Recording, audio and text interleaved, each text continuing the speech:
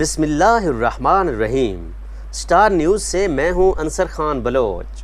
سنی علماء کونسل کے سربراہ و دفاع پاکستان کونسل کے رہنما علامہ محمد احمد لدھیانوی نے اپنی رہائش گاہ پر پریس کانفرنس کرتے ہوئے 9 مئی کو ہونے والے واقعات کی شدید الفاظ میں مذمت کی ہے۔ سنی علماء کونسل جمعہ کو اداروں کے ساتھ اظہار یکجہتی کے لیے ملک بھر میں ریلیاں نکالے گی۔ حالیہ دہشت گردی کے واقعات کے پیچھے مودی و یہودی ذہنیت موجود ہے۔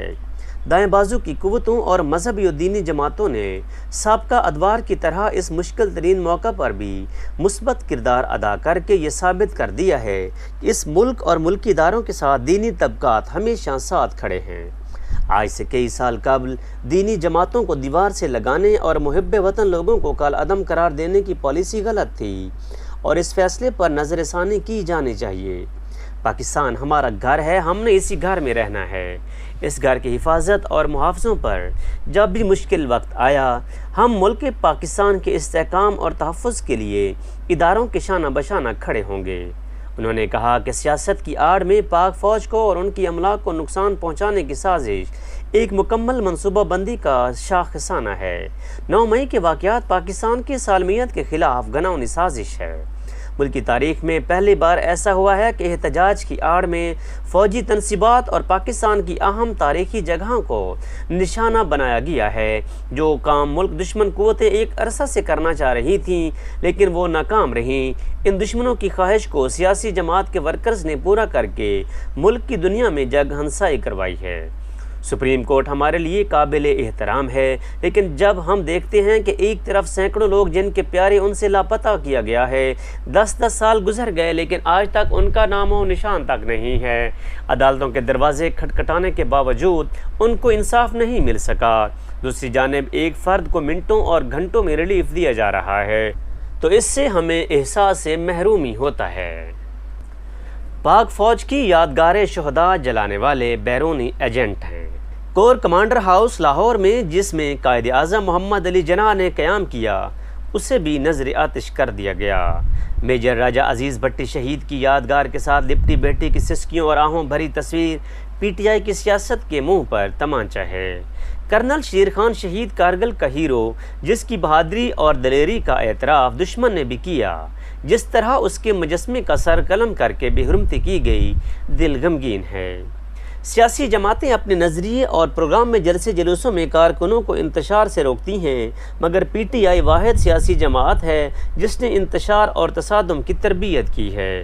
کارکنوں کی جتھوں کو ڈی جی ہاؤس اور آرمی ہیڈ کوارٹرز توڑ پھوڑ کرنے کے لیے بھیجا گیا۔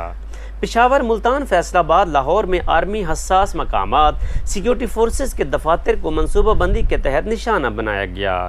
عسکری ٹاور، جسے دشمن کئی بار نشانہ بنانے کی کوشش کر چکا ہے مگر ناکام رہا، مگر یہ کلنگ کا ٹیکہ پی ٹی آئی نے اپنے سر لے لیا۔ دشمن کے 5 جہاز 1965 کی جنگ میں بیک وقت گرانے والے ایم عالم کی یادگار کو جلا دیا گیا۔ سوال یہ ہے کہ کیا پی ٹی آئی جمہوری جماعت ہے؟ کیا یہ سیاسی لوگ ہیں؟ یہ مہذب لوگ ہیں؟ ہم کل عدم ہیں۔ ظلم کی انتہا ہے۔ یہ نام نہاد پڑھا لکھا مہذب اور دیندار بیزار طبقہ اب بھی ملک کا وفادار ہے۔ داڑھی پگڑی، جبہ ستار اور وطن عزیز پر قربان ہوئے، سختیاں اذیتیں جھیلیں مگر صبر کا دامن کبھی نہیں چھوڑا۔ ہم ان کے وارث ہیں جو برف کی سلوں پر بھی لٹائے گئے مگر انہوں نے کہا ہم اسلامی جمہوریہ پاکستان کے بیٹے ہیں، اس وطن کی بنیادوں میں ہمارے بزرگوں کا خون ہے، ہم اسے نقصان نہیں پہنچائیں گے۔ گورڑا موڑ پر اعظم طارق شہید کا خون میں نہایا وجود، گولیوں سے چھلنی سی نہ تھا، تب بھی میں نے قومی و بین الاقوامی میڈیا پر کہا تھا ہم نے ملک کا نقصان نہیں کرنا، کسی عمارت کو نہیں جلانا، کسی گاڑی کو نہیں جلانا۔